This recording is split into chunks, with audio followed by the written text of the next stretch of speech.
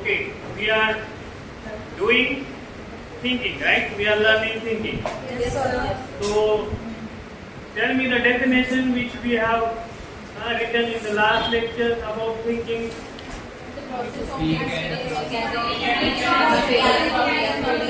एक जण कोणीतरी सांगा please.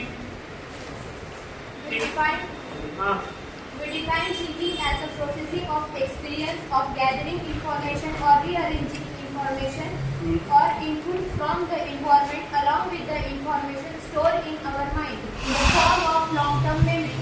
Such manipulation and analysis occurs by the means of imagining, judging, abstracting, reasoning, problem solving and decision making.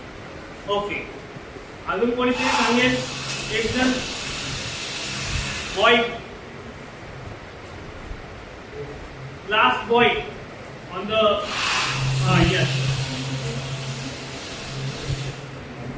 Read कर.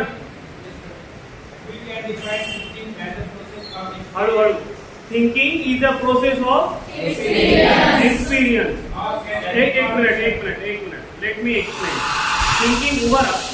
Thinking is a process of experience.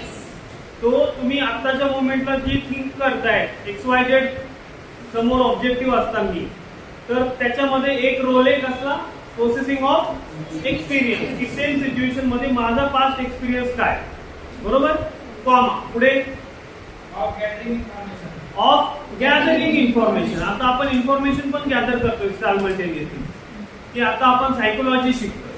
तो thinking त्याप्रमाणे चालली. पुढे Or rearranging information.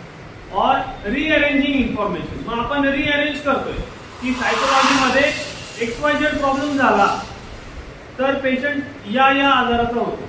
ठीक आहे, जसं की आपण सायकोलॉजीमध्ये मेमरी शिकतो. तो जर एखादा पेशंट आपल्याला दिसतो की त्याच्या लक्षात राहत नाही, तर आपल्या एक्सपिरियन्स मधनं त्याच्याशी बोलताना आपल्याला कळतं की याच्या लक्षात राहत नाही.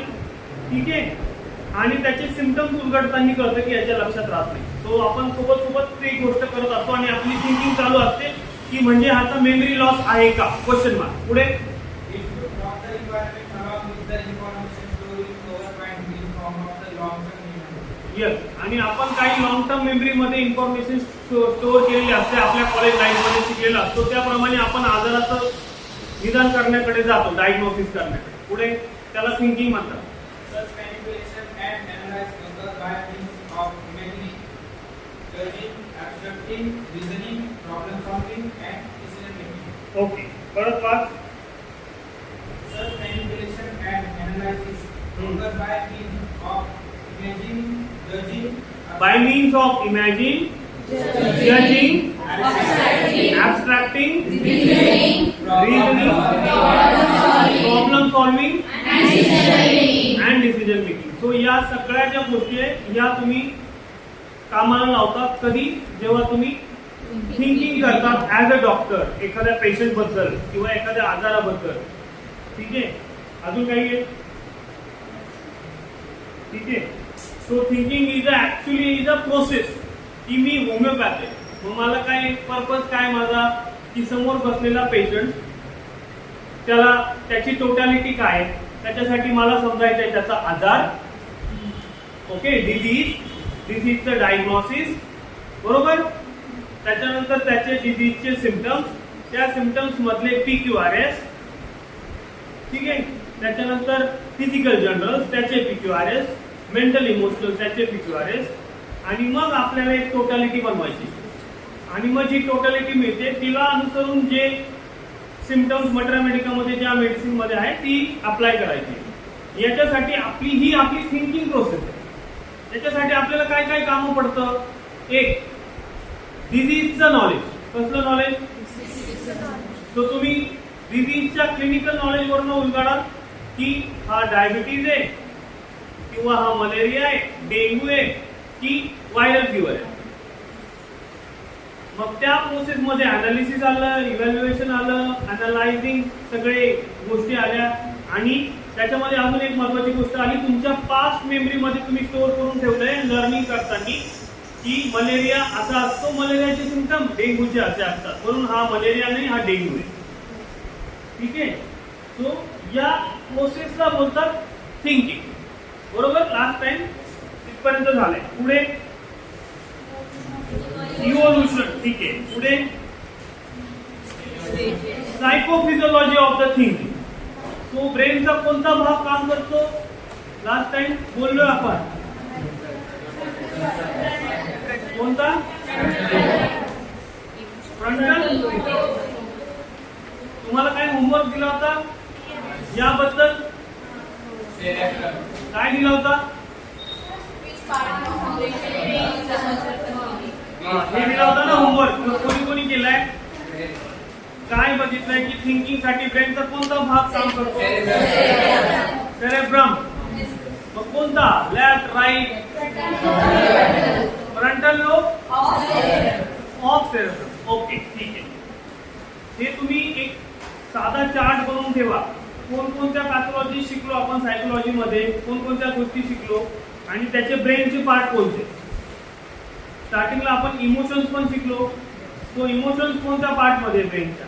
बिहेवियर शिकलो, बिहेवियर कोणत्या पार्ट मध्ये. आता आपण थिंकिंग शिकतोय, थिंकिंग कोणत्या पार्ट मध्ये येते. याची एक डायग्राम तयार करा ब्रेन मध्ये, ब्रेनच्या डायग्रामनी, आणि याचे एक चार्ट तयार करा. एका बाजूला नाव, इमोशन, बिहेवियर, आणि एका बाजूला त्याचे एरिया. ठीक आहे, हे करून आणा नेक्स्ट लेक्चरला. चार्ट जर करून आणा आणि खूप क्रिएटिव्ह असाल तर तुम्ही मल्टिपल कलर वापरून ब्रेन मध्ये त्याच्या जागा एका इमोशनला द्या. इमोशन किंवा एका पार्टला, बिहेवियरला वगैरे वगैरे तुम्ही सोबत सोबत त्या लिहून आणा. अजूनही पुढे पॅथॉलॉजीज असतील, मग भविष्यात आपण त्याचा एक मोठा चार्ट तयार करू डिपार्टमेंटसाठी. ठीक आहे, की बाबा कोणत्या ब्रेनच्या सेंटर्स मधनं कोणती पॅथॉलॉजी बाहेर येते किंवा रिस्पॉन्सिबिलिटी कोणत्या जागेची असते. Okay, frontal lobe. त्याच्यानंतर आपण थिंकिंग प्रोसेसेस शिकलो. बरोबर, टाइप्स ऑफ थिंकिंग शिकलो last time. Perceptual thinking, conceptual thinking, reflective thinking, critical thinking. बरोबर, sorry, creative thinking. Very good. तो पहिली परसेप्च्युअल थिंकिंग म्हणजे काय? येस, जे आपण समोर दिलंय ते वाचतो किंवा तो ग्राफ बघतो आणि ते अनालाइज करतो, त्याला बोलतात परसेप्टिव्ह थिंकिंग, आणि ती वापरात आणतो. ठीक आहे, जे आपण एंटायर कॉलेज लाईफ मध्ये करतो मोस्ट ऑफ द भाग हा परसेप्टिव्ह थिंकिंगचा आहे. Theoretical part. थिओरिटिकल पार्ट मध्ये आपण काय करतो? वाचतो पुस्तकामधनं की इन्फ्लामेशन याला बोलतात. ठीक आहे, तुम्ही इन्फ्लामेशन चॅप्टर शिकले पॅथॉलॉजी मध्ये? नाही. कोणतं चॅप्टर शिकले आतापर्यंत? पहिलं चॅप्टर पॅथॉलॉजीचं इन्फ्लामेशन. सेकंड इयरला. ओके, सॉरी, फर्स्ट इयरला एखादी पॅथॉलॉजी शिकले. पॅथॉलॉजी ऍज अ सब्जेक्ट नाही तुम्हाला. बरं, फिजिओलॉजी शिकले. फिजिओलॉजी मध्ये एक कोणती तरी सिस्टीमचं नाव सांगा. रेस्पिरेशन. सो तुम्ही रेस्पिरेशन शिकले. रेस्पिरेशन मध्ये कोणकोणते घटक काम करतात? काय काम करतात रेस्पिरेशन?